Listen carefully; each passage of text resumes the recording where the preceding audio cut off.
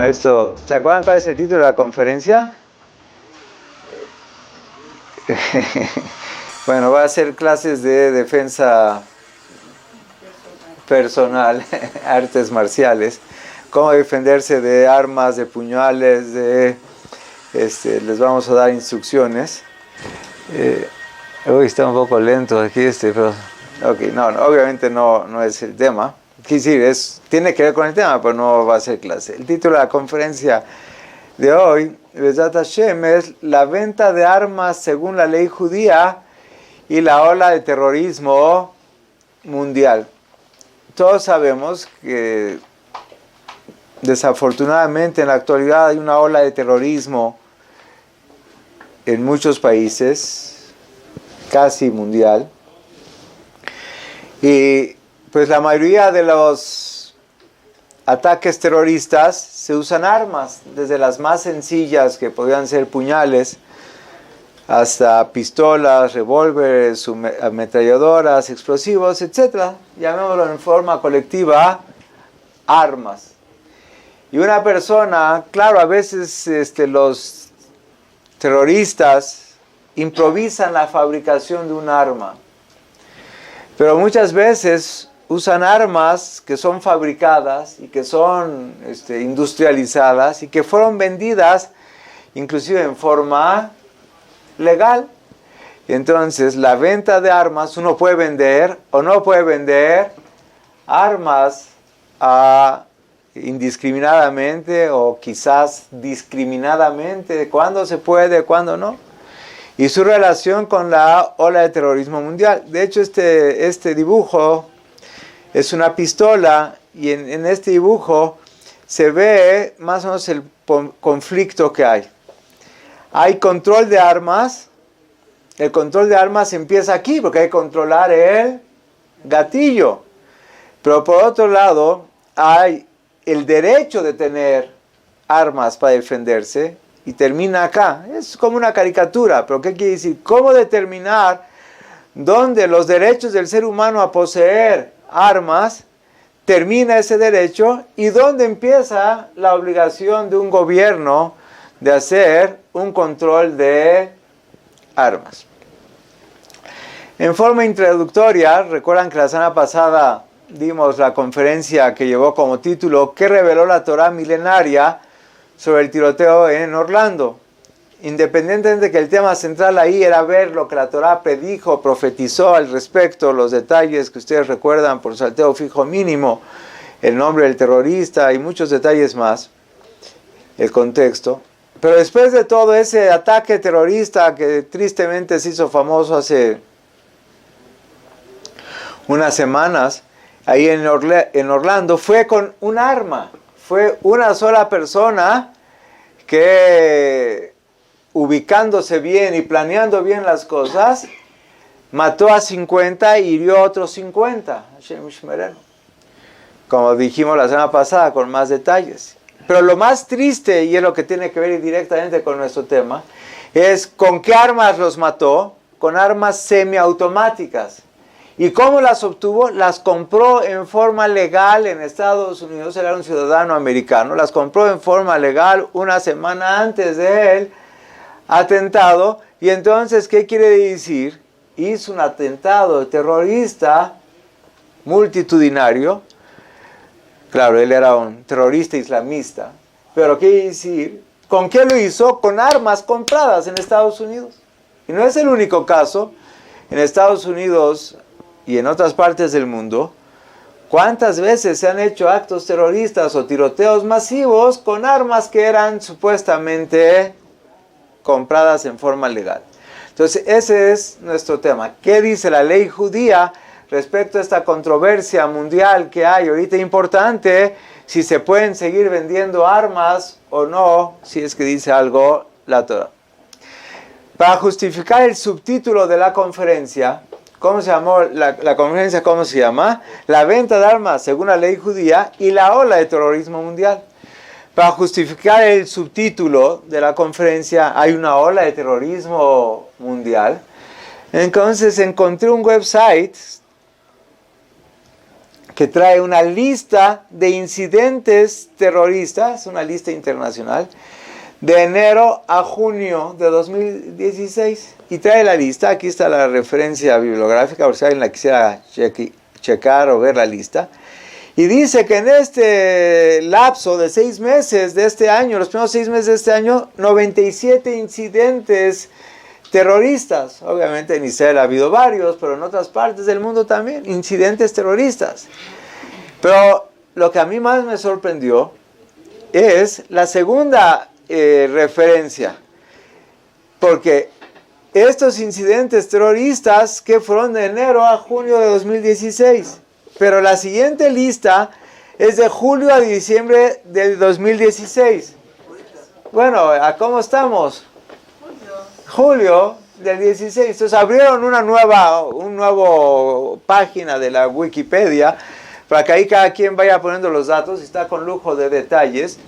La lista, como ya estaba muy larga de enero a junio, hicieron otra dirección. Aquí está la dirección de la enero a junio y aquí está la dirección de julio a diciembre. O sea, sí, pero ¿cuántos días llevamos de julio? 4. Yo creo que un poco más. Se ve que eres muy americana, patriota americana. Te quedaste en el 4 de julio y hasta ahí, hasta ahí te quedaste, el día de la independencia de Estados Unidos. Pero vean lo que sigue. Yo me sorprendí y hay que ir a ver si no lo creen. ¿Cuántos incidentes van en lo que va de julio? 39 incidentes terroristas en el mundo. Y muchos de ellos son, que es nuestro contexto, de tipo tiroteo. Se requieren armas. No todos son tiroteo, hay diferentes tipos de actos terroristas. Hoy nuestro tema son los que tienen que ver. Claro, algunos hacen, ¿cómo se llama? Actos terroristas, como uno que hubo ayer en Israel, donde un árabe malvado, terrorista, islámico, fue y con un carro, chocó contra un carro militar israelí, con toda su fuerza, pegándole de lado, y el auto militar israelí se volteó, y 3 heridos, Bezat Hashem leves, y Baruch Hashem, el que chocó, yo creo que se le olvidó ponerse el cinturón de seguridad, o está loco, porque sí lo hizo a propósito, y se dio un golpazo contra la cabeza, que es el más grave, Hashem Ishmer. En todo caso, ¿cuál fue su arma terrorista? Su carro. Entonces, ¿qué va a decir? ¿Que ya no vendan carros a la gente? Ya no vendan carros. Los carros hacen falta a veces para otras cosas. No es un arma terrorista por excelencia. Pero las pistolas, los rifles, las ametralladoras, las subametralladoras, ¿qué son? Llamémoslos armas que fácilmente se pueden usar para actos de terrorismo, matar, etc. Entonces, la venta de armas, de acuerdo al judaísmo, y su relación con la ola de terrorismo mundial. La parte de la ola de terrorismo mundial, con esto lo damos por concluido la introducción. Ahorita regresamos. ¿Acaso hay leyes dentro de la literatura judía milenaria que legislan o regulan la venta de armas? ¿O es un tema moderno que apenas ahorita, etcétera, la segunda enmienda de la Constitución americana que le da derecho a todo ciudadano a poseer armas, etcétera, es algo moderno o también ya desde la literatura judía milenaria? Se imaginan que Afojba de Kulaba, la Torah está llena de información de los temas más diversos que uno pueda imaginar, y este no es la excepción. Esta foto la verdad da coraje, ¿no? O sea, así como hay aquí mercados sobre ruedas, o sea, en Estados Unidos hay tiendas como ferias, donde es la palabra ferias, donde se venden armas y uno va y las escoge y se ve que sí hay compradores. Entonces se le puede vender a cualquier, como diría uno aquí en México, a cualquier hijo de vecina le puedes vender un arma o no. ¿Qué dice la literatura judía milenaria? Entonces, para introducirlo, este primer artículo que vamos siempre las referencias en las letras azules, este primer artículo del Rabbi Yoshua Flog, él empieza con una frase muy bonita. Dice, existen dos en Estados Unidos. Hay un debate actualmente si hacer más estrictas las leyes y el control de armas o no a raíz de tantas matanzas que ha habido recientes. Y entonces hay dos posturas contradictorias. Hay unos que están como siempre, unos les van al PRI y otros al PAN. Unos le van a los que sí aumenta el control, otros no aumenta el control. Y ese debate público se puede, por un lado, unos que dicen, vean qué bonita frase, unos dicen, la única cosa que puede detener a un mal muchacho, a una mala persona, con un arma, ¿qué es lo único que puede tener a una mala una persona mala con una arma? ¿Quién lo puede tener? Un buen muchacho con otra arma.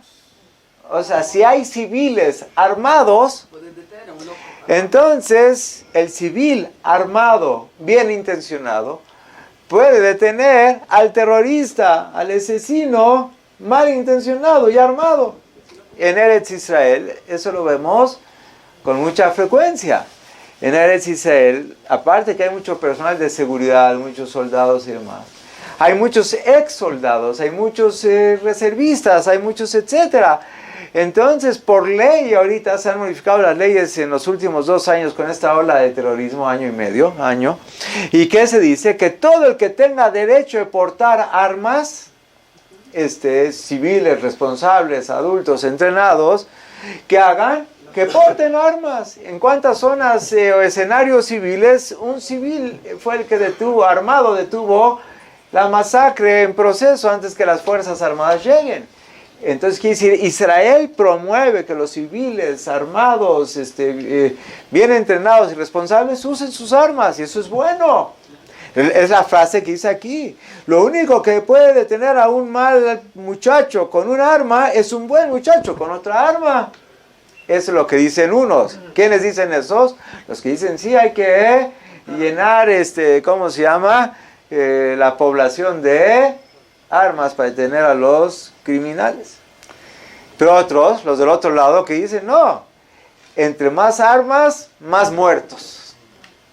Pues también la frase tiene sus méritos. Entonces, ¿a quién de los dos le hacemos caso? Ay, se ve que llegaste bien intencionado. Entonces, cada uno de estos dos tienen sus respectivos razonamientos y están razonables, disculpen el pleonasmo. Entonces, dicen, si vamos a dejar de vender armas y la gente no va a tener armas, entonces desarmar a los buenos muchachos, entonces ¿quién va a tener ese factor de intimidar a los criminales que no cometan crímenes?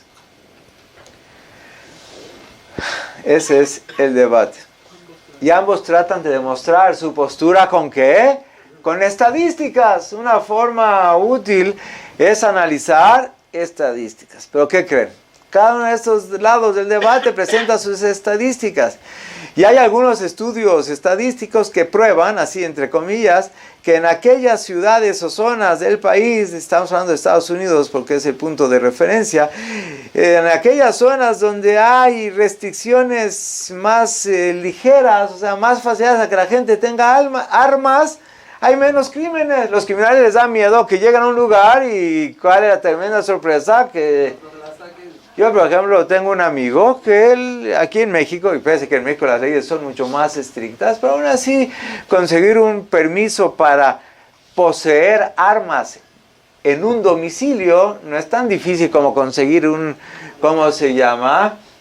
permiso para portar armas, trasladar armas de un lugar. Entonces este amigo, por ejemplo, tiene armas en su casa y las sabe usar. Y tiene en su casa bien planeado él y su familia cómo actuar si se mete alguien a su casa. Y ya sabe atrás de qué sillón él se va a esconder y tiene una así, sabe qué ángulo y sabe así, etcétera, sabe y la sabe usar. Entonces imagínense un pobre ladrón, no pobre ladrón, Imagínense un ladrón que según él llega a medianoche y oyó unos ruidos del de acá, y cuando se asoma por una puerta, el otro ya está atrincherado con su arma y la sabe usar, y a vale orgeja, Ashkem le orgó, dice la Torah, el que te viene a matar, mátalo tú primero. Entonces, si hay una zona donde 2, 3, y salieran noticias que los pobres 2, 3 ladrones tienen que, y ahorita la gente acabaron porque los dueños de las casas estaban armados y los mataron, pues lo más probable es que los demás ladrones se vayan a otra zona. Entonces, ciertas estadísticas muestran que donde hay más armas entre los civiles, hay menos crimen. ¿Esto está a favor de qué? De, ¿cómo se llama? Permitir con más facilidad el armar a la población civil. Pero por otro lado, ¿qué creen? Hay otras estadísticas. Y estas otras estadísticas prueban, otra vez entre comillas, que en las áreas o ciudades donde hay más disponibilidad de armas, entonces tienen una mayor tasa de crímenes violentos. Porque después de todo, el que la compró para disque defenderse, un día se pelea con su esposa y dice, ¿qué peor enemigo puede haber que esta hija de mi suegra? Entonces,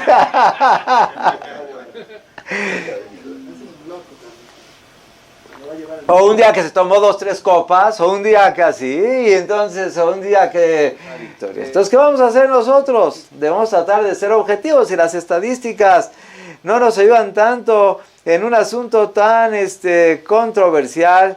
Entonces, ¿qué haríamos nosotros? Bueno, obviamente que porque hay contradicciones, el mismo autor de este artículo sugiere una resolución, que no todos los casos son iguales. Pues todos los casos son iguales.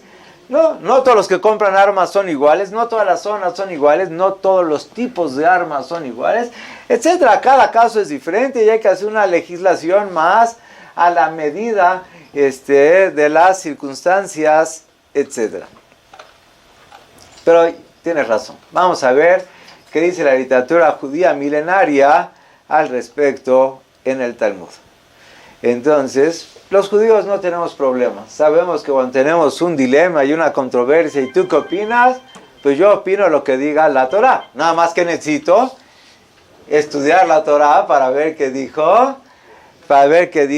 la Torah. Entonces, lo que vamos a hacer brevemente en esta sección de la conferencia, unos 10, 15 minutos tal vez, brevemente, es un tema alágicamente complicado, pero yo lo voy a tratar de decir en forma sencilla. La Torah habla ampliamente del tema. En Masejet Avodat Zarah hoja 15b y subsecuentes habla del tema, etc. Y dice así: el Mohim Laem, está hablando de los idólatras, dice, es prohibido venderles a los idólatras armas. Zain, Kle Zain, armas. Ni les vendes armas, ni siquiera mashkizim la emetazain, no les puedes afilar las lanzas, los cuchillos, etc. Y tampoco les puedes vender, asadones, ni les puedes vender picos, ni les puedes vender cadenas metálicas, etc. ¿Por qué? Lo vamos a ver enseguida. Entonces, ¿de quién está hablando? De idólatras. A idólatras, como después vamos a ver, no les vendas eso. ¿Por qué? Uno de los motivos que es de Hashidash Fijutamim, son sospechosos que quieran ser asesinos, y entonces tú vas a ser colaborador al venderle armas, pero no se vayan a salir. Sigue la Gemara, ahí mismo, sin entrar en muchos detalles, dice, de la misma forma que no le puedes vender armas a idólatras, así mismo prohibido venderle armas a un yehudí también, pero que ese yehudí es sospechoso de revenderlas a los idólatras. Hay yehudí malintencionados que van y compran algo y luego lo revenden. No hay contrabando de armas.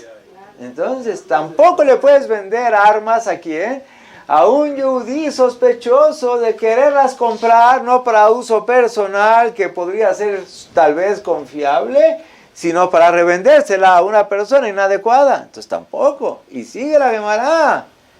Y con más razón que no se la puedes vender a quién, a un yehudí que sea ladrón, que sea asaltante. Desgraciadamente puede llegar a ver el caso que nunca haya. Entonces, si sabes que un yehudí es asaltante, no le vendas armas. Si sabes que un yehudí va a quererlas para revender, para usufructo monetario, tampoco se las vendas. Pero vean, al final dice un concepto más.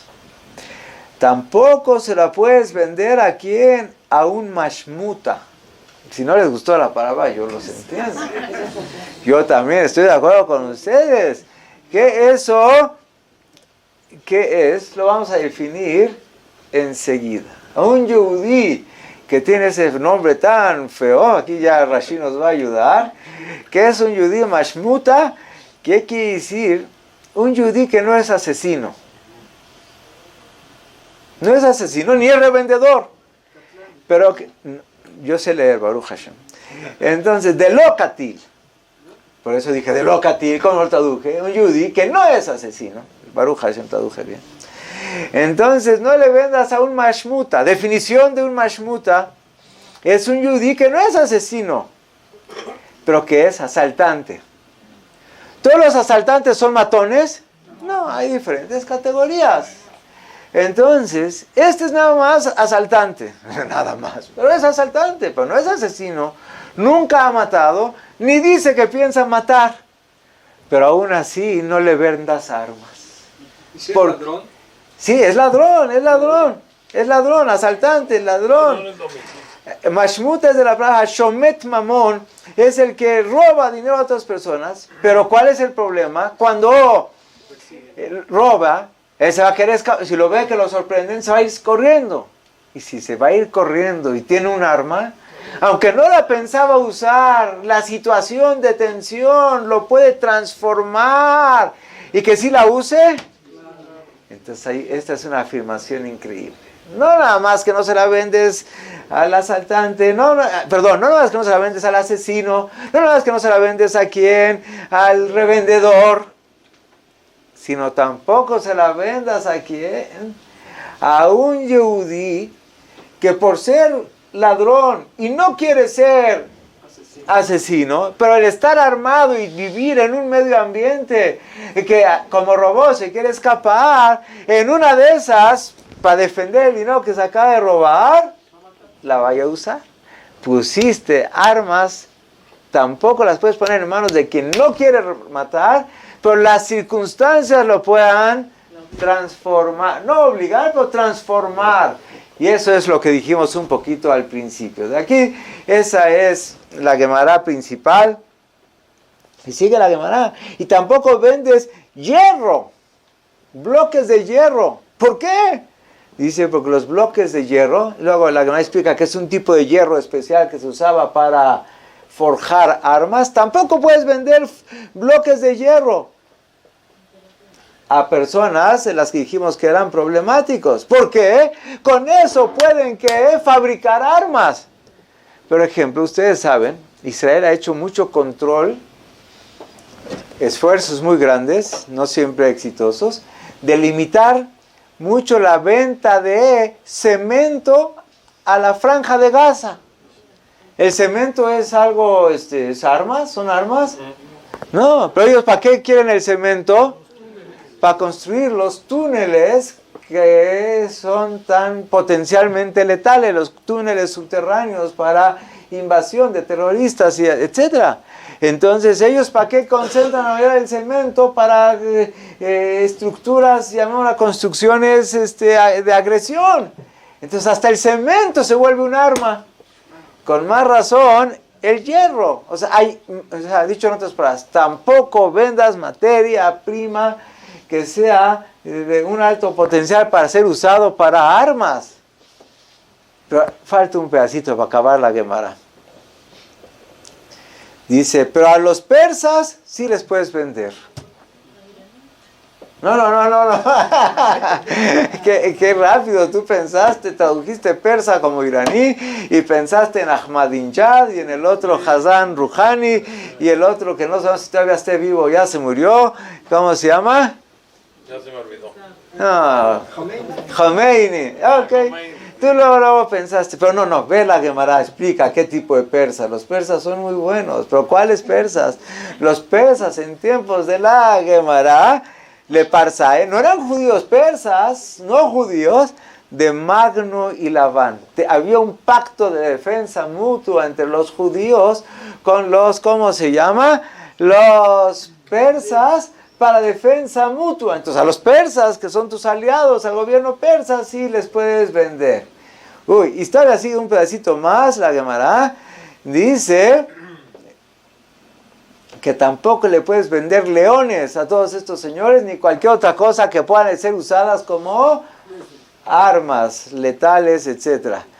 Entonces, eso es en resumen la Gemara, es bastante complicada, yo no voy a entrar en todos los detalles técnicos, pero vemos que la Gemara habló con lujo de detalles y diferentes escenarios, qué se puede vender, qué no se puede vender, a quién sí, a quién no, etc. A quién está prohibido vendérselas. Entonces a no judíos que sean idólatras y sospechosos de querer hacerlo, pero tampoco se lo puedes vender al que los quiere revender, ni se lo puedes vender al judío asaltante, etcétera, y ni siquiera a quién, al mashmuta. ¿Se acuerdan del famoso ese ladrón, pero no asesino, que no tiene historia de violencia, no tiene antecedentes penales, nada más tiene una circunstancia potencialmente peligrosa que lo puede transformar, y que tampoco podías vender el hierro? No, dijimos que no al principio, pero a los persas de aquel entonces, no son Ahmadinejad, no creas que se refieren, ni Hassan Rouhani, etcétera. Los persas buenos de aquel entonces, que había un pacto de defensa mutua, sí les podías vender porque para fines de venta, etcétera. ¿Cuál es el motivo de la prohibición? Ahorita ya entrando un poco más detalles, ¿por qué todas estas restricciones de... Pero espérense, antes de seguir, ¿permitió venderle a alguien o no? A nadie. Los persas, dijo. Nada más de los persas. No. No te dediques a este negocio. A los Yehudim, que no sean asaltantes, que no sean asesinos, que no sean revendedores. La mayoría de la población quedó en que quedó que no le aplica las exclusiones. Entonces la Torah permite vender armas.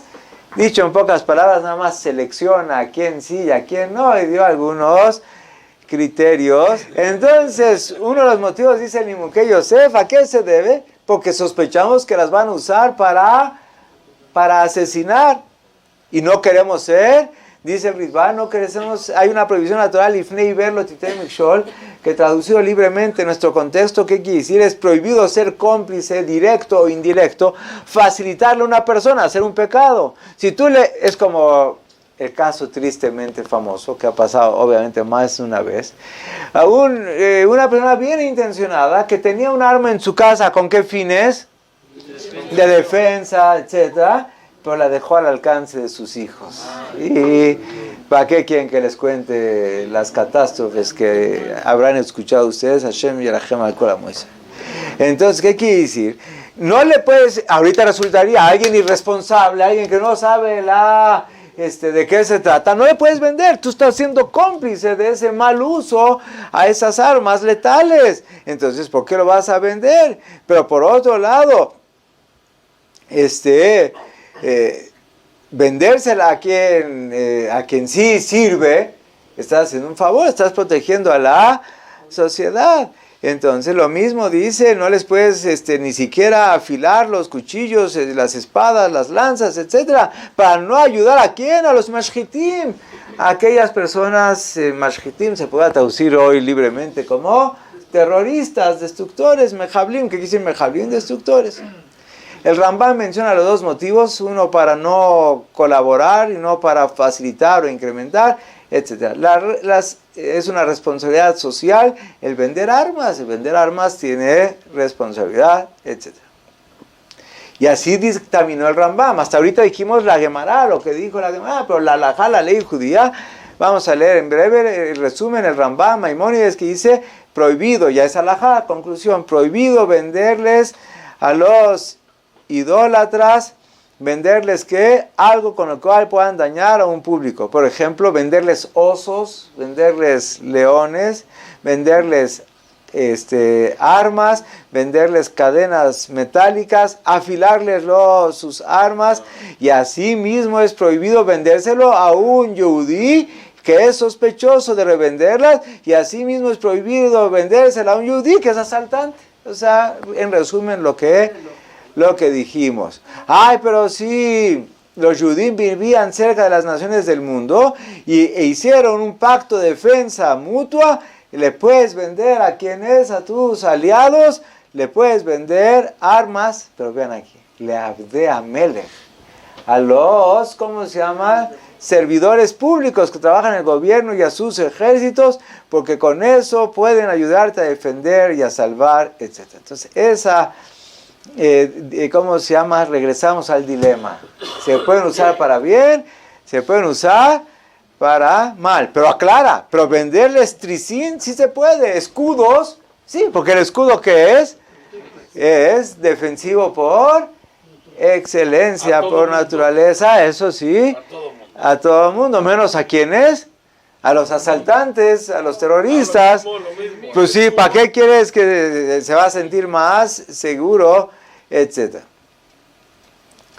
Más o menos hasta aquí el resumen de la primera parte de la conferencia. Vender armas para protección, sí se puede. Porque podemos asumir que serán usadas para proteger, y el argumento es el de no usar, etc. Pero vendiendo a civiles sin control, no podemos asumir el uso positivo. ¿Cuál es el ejemplo? El del mashmuta. Ese mashmuta en situaciones particulares se puede transformar como habíamos dicho. Entonces la halajá permite, y aquí es un tema muy importante, antes de venderle armas a alguien, ¿qué hay que hacer? Checar sus antecedentes penales. Este señor, el de tomar el ejemplo del tiroteo de Orlando, ese señor ya había sido investigado años atrás como sospechoso de asociaciones terroristas. Nada más que, como la ley en un país democrático, si no tienes evidencias absolutas, no puedes inculparlo, no lo inculparon. Ok, no lo inculpes si no lograron. Pero si ya estuvo en lista de sospechoso, No le vendas armas. no le vendas armas, ¿viste qué sencillo? Entonces la Torah permite checar los antecedentes criminales de una persona para venderlo o no. Y no nomás eso, evaluaciones psicológicas. Voy a cambiar ligeramente de tema para ilustrarlo de otra forma. ¿Se acuerdan qué será, 1 año, 2 años? Un piloto alemán piloteando un avión, lo estrelló, ¿por dónde fue? Por ahí de España, ya no me acuerdo muy bien, en los Alpes, ahí, etcétera. Lo estrelló y ¿qué? Mató a toda la población. Porque era un suicida, pero no suicida terrorista, un suicida psicológicamente inestable. Y luego resultó que era paciente psiquiátrico, etcétera, etcétera. Entonces, ¿qué quiere decir? Que resulta que hay 2 cosas que a una persona que no es criminal lo puede descalificar para venderle armas, que es antecedentes criminales, aunque no sea criminal, o motivos por los que sospechaste asociaciones ilícitas, o un examen psicológico. ¿Y en Estados Unidos le venden a quién armas? A todos. Si le vendieron a Omar Mateen, que es el que dijimos del tiroteo de Orlando, pese a que había sido miembro de ¿qué? De sospecha de terrorismo, y etcétera, le venden a personas desequilibradas. ¿Cuántas veces en Estados Unidos un desequilibrado, un alumno de preparatoria enojado con su maestro, con sus alumnos, con discípulos que hicieron bullying, va y compra armas y se mete a la escuela y mata a otros 5, 10, 15 condiscípulos? ¿Qué quiere decir?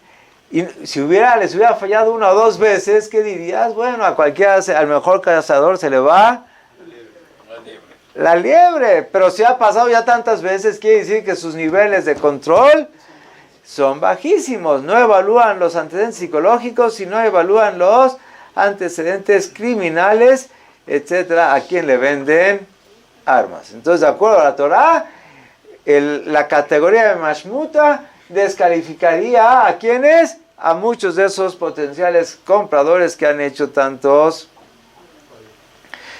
daño, etc. Otra explicación más que dice Rashi. ¿Por qué a un asaltante que no tiene antecedentes de matón no le debes vender un arma? Dice otro argumento Rashi. No, porque de verdad él nada más quiere robar. Y saca la pistola y te dice, no la quiere usar. Saca la pistola y ¿qué te dice? El dinero, la vida. Y él no te piensa matar. Pero tú sí le puedes presionar. Pero espérate, pero cuando ves el arma, te asustas y entonces le vas a dar el dinero.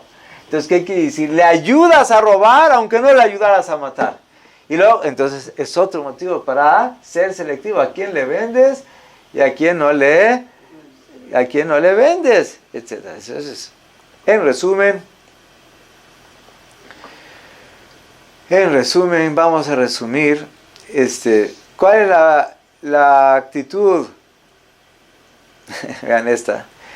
Toda la discusión en el Talmud está basada que vivían en una sociedad bárbara, o sea, de bárbaros, gente bárbaros, donde estaba la gente, muchos idólatras estaban dispuestos a derramar sangre judía sin motivo suficiente nada más, etc. Y por eso legislaron así, de esa forma. Pero hoy por hoy, dijo el Jabot Yair y el Hayé Adam, en nuestras sociedades civilizadas, entonces no tenemos que sospechar de cualquier persona que nos quiera matar. Esto es de hace 100 años. Entonces, hace 2000 años sospechaban de todos, eran bárbaros.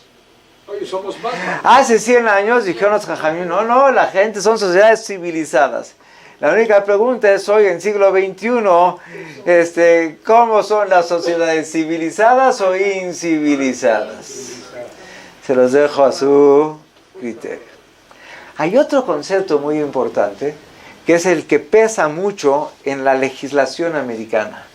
De acuerdo a la legislación americana, según la segunda enmienda a la Constitución, dice que todo ciudadano americano tiene derecho a poseer armas si él así lo quiere. Es un derecho civil. Y eso es lo que dificulta tanto el control de armas. ¿De acuerdo a la Torah hay el derecho a poseer armas? No hay el derecho. No hay un derecho, no es un derecho inalienable del ser humano a poseer armas, es una opción, pero no es un derecho automático. Entonces por eso la ley judía puede ser más estricta en controlar a quién sí le vendes y a quién no le vendes armas. Que si la ley judía es mucho más equilibrada, mucho más polifacética y panorámica de un problema que hoy tenemos visto a los ojos de la ley judía de hace 2000 años. La ley judía reconoce la importancia de proveer armas para protección, pero no dice que es tu derecho, sino que hay que analizar en pocas palabras costo-beneficio en cada caso, etc. Para concluir esta parte de la conferencia, todas estas fuentes biográficas muestran la actitud del judaísmo ante el derecho a poseer armas y los jajamim que veían a las armas como un mal necesario que no debe ser glorificado. Un mal necesario que a veces se requiere, pero no debe ser glorificado.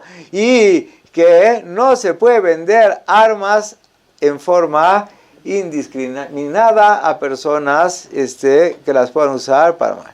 Sin embargo, final. Si se hiciera la restricción total, ¿cuál es la restricción total? Veda de armas civiles.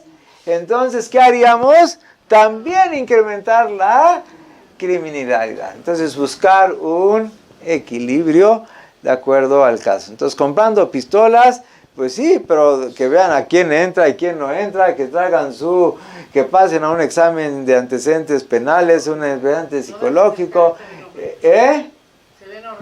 La señora que es muy perceptiva y es fisonomista, dice que a juzgar por las caras de todos los que están aquí, ella los descalificaba a todos menos a uno. Mira, este tiene cara de bueno, fíjese. Mira, que tiene cara de bueno, es espía, los demás tienen cara de pocos amigos. Ok, hasta ahí esta parte. En resumen, ¿qué es? Afojba de Kulaba. Todo está en la Torah. Ahora vamos a la siguiente parte de la conferencia. La siguiente parte de la conferencia empieza con esto, que es el título que le dieron a quién, a este señor que se llama Ishai Amano, es un israelí que le dio un doctorado de la Universidad de Tel Aviv, del Departamento de Artes Marciales, y le dio un título de ¿qué? De instructor de alto grado, de defensa propia, defensa personal, en una técnica que se llama ninjutsu.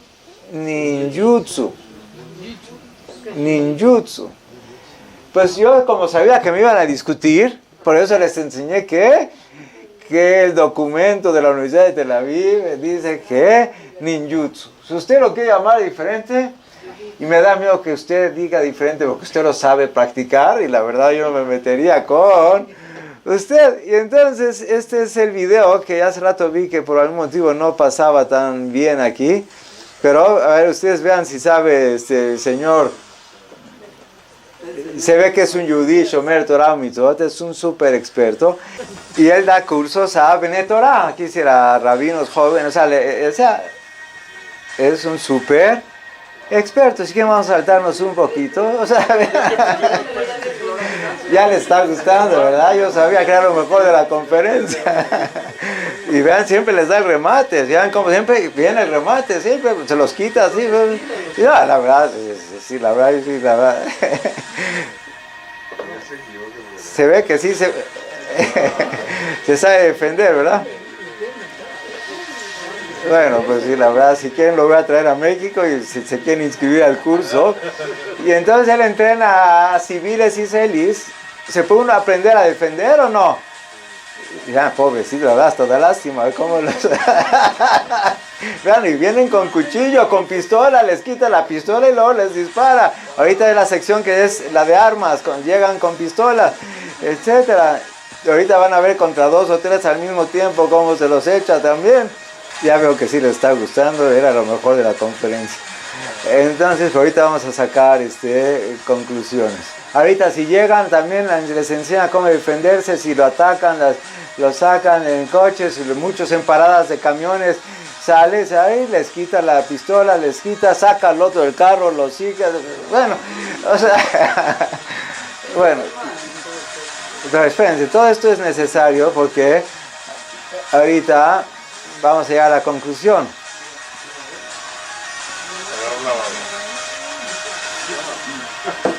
Si uno sabe dónde golpear, con un golpe puedes matar a la persona. Yo no les quiero enseñar cómo porque me da miedo que lo vayan a usar. Bueno, esa sí está muy profesional. Pero las otras no se ven, con una patada les quita la pistola, o sea... Ya va a acabar.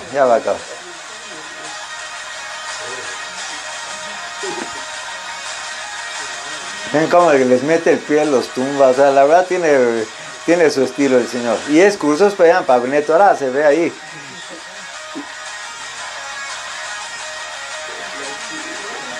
Y ahorita ya contra 2 al mismo tiempo. Ahorita contra 3 al mismo tiempo, etc. Si quieren su ¿cómo se llama? Un curso. Okay. Ahorita a lo que yo quería llegar. Este mismo señor, en otro curso que dio, las siguientes fotos, estas ya no son tan movidas, ninjutsu, va a disculpar. Aunque le lleguen con una pistola y se la pongan al frente, si lo sabe usar, lo ponen al piso y la pistola la usa en su contra. Y ahorita también llega con pistola, se la quita, vuela la pistola y vuela la persona. Y pobre ahí, vean cómo le está clavando los dedos en los ojos. Ok, pero vean esta foto, yo quería llegar a esto. El mismo que es un yudí que cuida Torah y Mitzvot, y si ya vieron que sí es bastante hábil, creo que no les quedó la menor duda, no lo quisieran agredir, dárselo, ¿por qué no? Pero agredirlo es lo que no. ¿Y el qué? Ninjutsu, o mejor, tefilá. ¿Qué es mejor, rezar o usar el ninjutsu? ¿Te puede fallar el ninjutsu alguna vez? Te puede fallar. Si no son 3, son 4, y si no es pistola y es ametralladora, ¿qué puede ser contra una ametralladora? aunque seas Kung Fu, aquí que les enseñé, ¿eh? Entonces, contra una ametralladora, ¿qué vas a hacer? Contra un, ¿cómo se llama? Por ejemplo, ayer, antier, ¿qué fue? Un avión de El Al de Nueva York a Israel, una amenaza de bomba. Resultó ser falsa alarma, no se asusten, pero que cuando iba volando en los cielos de, creo que Suiza, cuando dio la falsa alarma, ¿qué salieron? 2 aviones de combate a custodiarlo. Y entonces alguien me preguntó, ¿para qué salen 2 aviones si hay una amenaza de bomba dentro de un avión? ¿Para qué quieres 2 aviones de guerra, de combate, escoltando a qué? Al avión problemático. Sobrevive alguien, se tiran y lo cachan.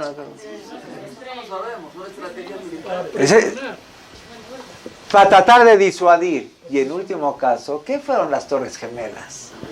Los aviones, ¿cómo se llaman? Los secuestraron, y lo usaron como un arma poderosísima para chocar contra una población civil, contra una así. Entonces, ¿para qué son los aviones? Si no lo logran disuadir, si no lo logran desviar, le disparan y lo vuelan. ¿A quién? Mejor matar a los pobrecitos que vayan en el avión, que ahorita lo usen como un arma para tirar las Torres Gemelas. Entonces, ahorita regresamos al tema. El de ninjitsu, que sí los apantalló, pero ¿qué haría contra una ametralladora? ¿O qué haría contra un explosivo? ¿Vieron la explosión en el aeropuerto de Turquía de la semana pasada? ¿Vieron en la sala de, ahí tengo el video también, en la sala de espera así, de repente la gente, ahí se ve una bola de fuego, una explosión gigantesca y no me acuerdo cuántos muertos. ¿De qué le sirve saber ninjitsu? Ninjitsu te puede servir para un atacante, un criminal, un asaltante, para uno con puñal, para uno con pistola, 2 o 3 con pistola. Pero finalmente, si en lo que va de julio en el mundo, ¿cuántos ataques terroristas ha habido? 37. Y muchos son, como dijimos, de diversidad tremenda. Entonces, ¿qué se necesita? Mejor tefila, pedirle al dueño del mundo que te ayude. Y ese concepto es un concepto clásico del judaísmo. Cuando Jacob Avinu está en su discurso final ante sus hijos, poco antes de que Jacob fallezca, entonces se dirige a sus hijos, le está diciendo alguno como su testamento, y en ese contexto, sin entrar en detalles, le dice a quién. Le dice a Yosef, y a ti Yosef, mi querido hijo Yosef, te voy a dar que una porción adicional de la herencia de la tierra de Israel, Shechem, no importa el contexto, y le dice, Shechem, que como la ciudad de Shechem, Asher lakachti miyad de morir, dice Jacob, Shechem, que yo la conquisté de manos de los emoritas, ¿cómo? Bejarbi u bekashti. ¿Qué es Bejarbi Ubekashti? Con mi espada y con mi arco. Obviamente todos, el que sepa la historia, Jacob nunca fue a conquistar Shechem, nunca llevó espadas, nunca llevó arco. Entonces, ¿qué quiere decir que la obtuve con mi espada y con mi arco? El mismo Jarbi Bekashti, que dice la traducción oficial de la Torah hace 2000 años, Bitzloti Ubebauti. Con mi rezo y con mi petición. ¿Qué quiere decir? ¿Cuál es el arma del judío? Y de cualquier ser humano que la quiera usar. ¿Pero cuál es el arma? Jarbi betzloti, Jarbi bekashti, mi espada y mi arco. ¿Cómo se llama? Mi rezo, que es los rezos establecidos. Y bauti son los rezos espontáneos que uno redacta, etc. Y entonces, así, ¿cuál es el arma del judío? ¿Cuál es el arma del ser humano? Es el rezo en nuestra lengua. Ay, ¿por qué? Entonces la pregunta es si te quería decir que lo conquistó con su rezo. ¿Para qué te lo llamó con la espada? ¿Para qué te llamó que era con el arco? Para que sepas, si te hubiera dicho Shechem que lo obtuve con mi rezo, entonces tú sabrías que lo obtuvo con su rezo. Ahorita aquí dice Shechem que lo obtuve con mi rezo, con mi espada y mi arco. Y mi espada y mi arco es el rezo. Te enteraste de algo más. Sí. Que el rezo puede tanto más que la espada, y que esa es nuestra arma a usar. Y de hecho el Targum Yerushalmi, ¿qué dice? Lo vive lo bekashti. No lo conquisté ni con mi espada ni con mi arco. Elahem bizhutiu beudet avia. Con mis méritos y con mis buenas acciones. Entonces, ¿cuáles son nuestras armas? El rezo, los méritos, las buenas acciones. Existe, un segundito, existe otro concepto muy importante en el judaísmo. In bejukotai teleju, nos dice Hashem. En medicina, mucha gente me pregunta, ¿por qué escogiste pediatría? ¿Ah? Tú no me lo habías preguntado nunca. Ya me di cuenta. Entonces, ¿por qué escogí pediatría si hay decenas de especialidades? Tiene una peculiaridad la pediatría más que otras especialidades. La prevención es un área de la medicina donde se puedes prevenir con vacunas, puedes prevenir con buena nutrición, puedes prevenir con buena educación, puedes prevenir con buenos hábitos higiénicos, tienes pacientes sanos, la mayoría de los pacientes pediátricos pueden ser sanos, donde tus buenos consejos pueden ser preventivos. Mientras que en geriatría, ¿qué puedes prevenir? Y como, ¿cómo se llama? Médico forense, como patólogo, como autopsias, ¿qué puedes prevenir? O sea, la pediatría hay mucha prevención. Ahorita también en nuestro tema. Ahorita dijimos, ¿cuáles son nuestras armas? Primero hablamos de las otras armas. Es un mal necesario. La sociedad necesita tener armas bien distribuidas, bien asignadas. Pero después de eso, nuestra arma principal son nuestros méritos, nuestras buenas acciones, nuestros rezos. Pero hay algo más, la prevención. Dice Hashem, ¿quieres prevenir guerras? ¿Quieres prevenir que tus enemigos te ataquen, te agredan? Si ustedes andan, dice Hashem, en mis caminos, siguen mis mandamientos y los cuidan, entonces van a habitar con tranquilidad en su tierra. Voy a poner paz en la tierra. Se pondrán a ir a acostarse, a dormir sin que se estremezca. Qué máximo estremecimiento, una niña de 13 años acostada en su cama, dormida, tranquila, civil, y llega un carnicero y la apuñala a diestra y siniestra. Eso uno cuando se va a dormir, ¿a cuántos niños les habrá quitado el sueño? No nomás a cuántos niños, a cuántos adultos, etcétera. Irse a acostar. Ve en Maharid, sin miedo a nadie, irte a dormir sin miedo a nadie. ¿Cómo puedes hacer que haya paz en tu tierra, que te vayas a dormir, que no necesites armas? ¿Cómo es? Cuidar todas la Torah y los mandamientos, estudiar la Torah y cumplirla. Y ustedes podrán 5 hacer que perseguir a 100 y que se escapen, etcétera. Y vuestros enemigos caerán ante la espada de entre ellos. No la van a usar contra ti. Entre ellos se van a pelear y un ejército y otro ejército entre ellos se maten. Puede llegar a pasar, ha pasado, que los atacantes que tenían un común, etcétera. Ahorita, ¿en cuántos países? ¿Cuántos países enemigos de Israel en el Medio Oriente están en guerras civiles? ¿Cuántos países? Siria ya se calcula más de 500,000 de muertos en esta guerra civil, etcétera, entre 3, 4, 5 facciones, todos enemigos de Israel, pero que se están matando entre ellos, y en el Yemen, y en Irak, y en Irán, y en Egipto, y en Libia, y en el Líbano, etcétera, entre los mismos palestinos, en la misma franja de Gaza. No hay conflictos en la península de Sinai, todos esos países que hay. Fue Hashem benaflu y behem lifnehem lejare. Vuestros enemigos van a caer delante de ustedes, pero ¿cómo? Ante la espada de entre ellos. Oye, pues esto sí se antoja. ¿Qué quiere decir? Se antoja no tener que usar las armas, ni aprender ni jitsu, ya ni me acuerdo cómo se llamaba eso. ¿Qué es? Mejor que no haya enemigos, que no haya guerras, que no necesites armas. ¿Eso de qué depende?